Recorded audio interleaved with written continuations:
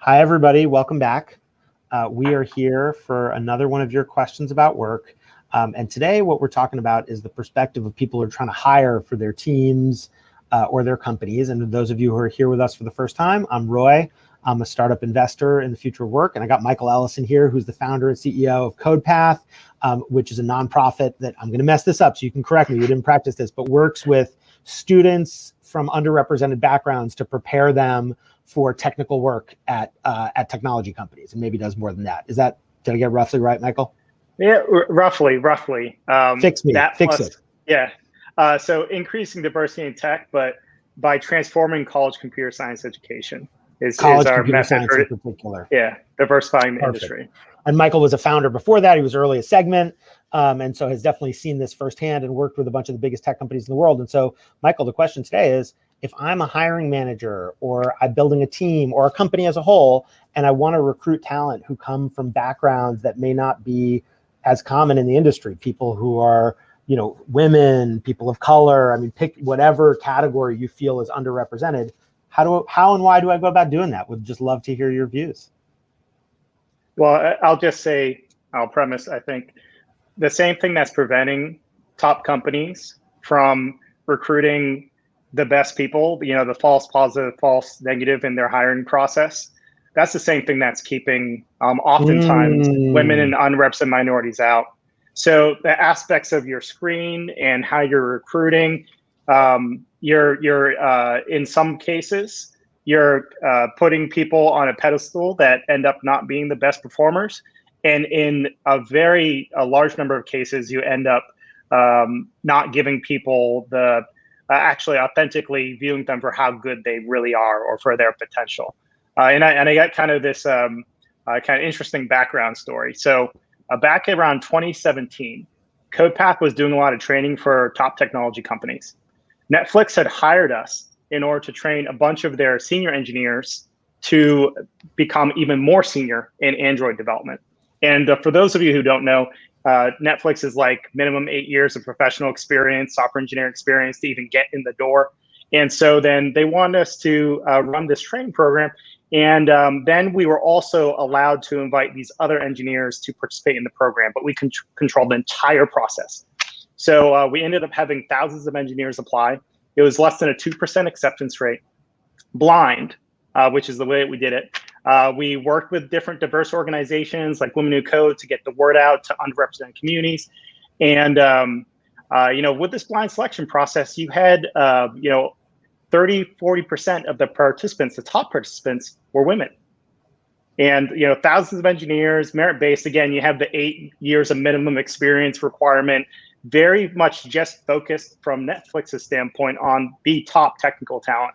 And then when we completed this course, you had by far the top performer was a Black female engineer that if you looked at her resume, then you would never have picked her as part of the top 10, but she was leaps and bounds above all the different other engineers. And we were comparing the data in this course to, we were also running an onboarding program for Airbnb and another one for Facebook. So we saw very clearly that there's this disconnect between the measurement and evaluation and then also the potential and the actual aptitude of so many people that are under the radar and invisible from an employer standpoint. So wanted to share that as kind of like this interesting No, it's background. A perfect example. I mean, it reminds me at my old company, I don't know if we ever talked about this, we used to hire software engineers without, some, not all, but without looking at their resumes at all, and just put them through a set of screenings that were about their technical ability and about their passion for the role, and then a 6-week training program. And the yield was just as good as a traditional recruiting, but we had a very different kind of candidates who were just also much more grateful to be there. I mean, one of the things about the traditional recruiting process that I think is so awful is the sense of entitlement that it produces for talent, because when companies go and like court all the Stanford graduates and, then they feel like, oh, I'm hot shit, So I love that. And so I think what I hear you saying is, if as a company, instead of just thinking, how do I hire less represented, underestimated talent, how do I redesign the way I look at talent to be able to select for the right things, then I'll both end up getting more diverse talent base and end up getting higher quality hires, period, across the board. Well, you need to, the three things that you absolutely must do One is you need to cast a wider net, because if that talented person does not apply or you don't talk to them, you can't even evaluate them. The Yeah, for second sure. very important piece with that Netflix story, it was about data. It was about, standard interviewing process, whatever, the first screen's a resume screen. You don't really have any data. If someone doesn't look through the same usual places, then again, you actually don't collect enough information to really know anything. So is there a way that you can do something innovative that actually allows you to learn more about that population, which will then set you up to just make better recruiting decisions, period.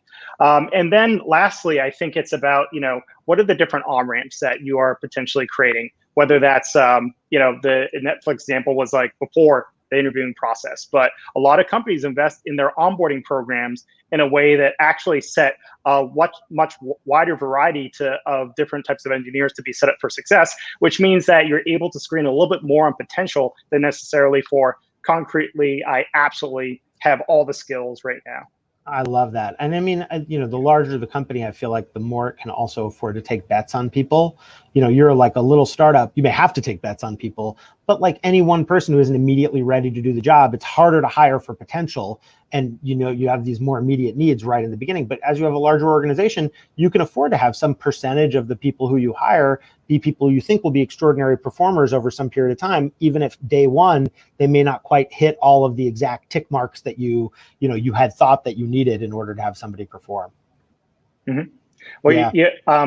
I completely agree. Kind of larger organizations, there's kind of more flexibility of what they can do or what they can test out, but it's not really an excuse for smaller organizations. Totally Do you agree. have Because even a engineers? team within a large organization is a small organization in and of itself. So I agree with you, and I did not mean to characterize it as an excuse. Oh yeah, yeah, and we hear a lot of interest from engineers to just find volunteer opportunities, get out in the community. Well, that's a way that you can collect data on the different population. You get the referral connection. And at the very least, you can, as an employer, surface these opportunities. Your employees can decide whether or not they want to volunteer or they want to put themselves in those different communities. But you can at least create that option.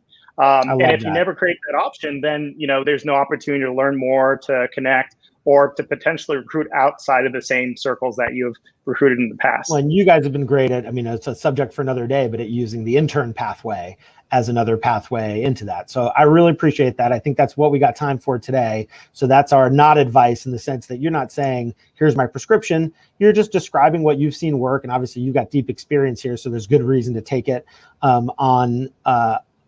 as a source of authority on this. And I just want to say I really appreciate you joining, and look forward to much more collaboration in the future. Yeah, well, thanks for having me on. It was fun. No, thank you. That's fun. To be continued.